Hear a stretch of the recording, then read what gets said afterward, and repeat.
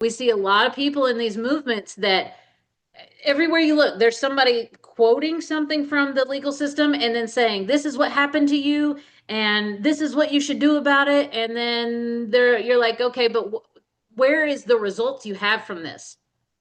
There's more of you getting locked up and being made examples of because you're in their sandbox playing with their toys than actually getting results.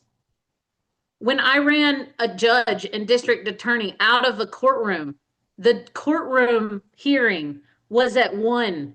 At 11 a.m., they got the facts of my notice. This was before I ever wrote a trust.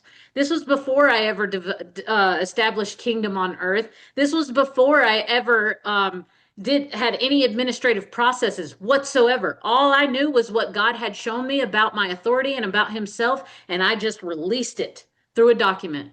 That's it.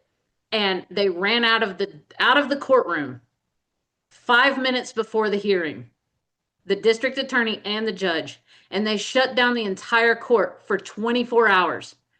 That is big. That means the entire court did not profit. They let people with warrants who had trial that day walk out the front door and tell them, you need to leave.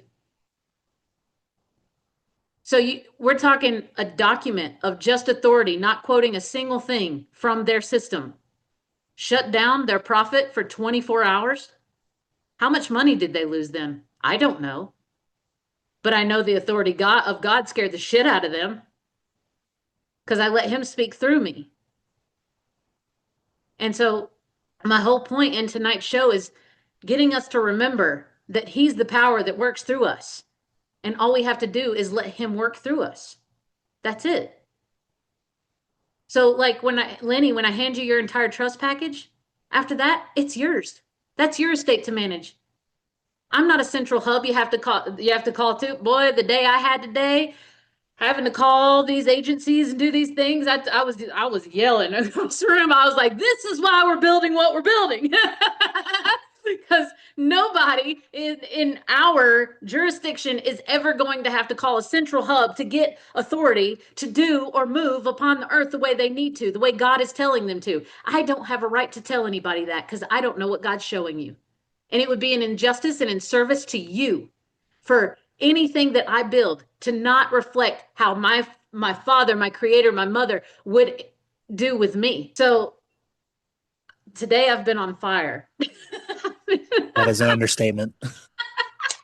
And I'm an Yeah. unbiased opinion, even though I've been watching it all day. You see all the fuckery going on in the world, just trying to deal with the systems, man. Like, just say the word DMV and people go, ugh.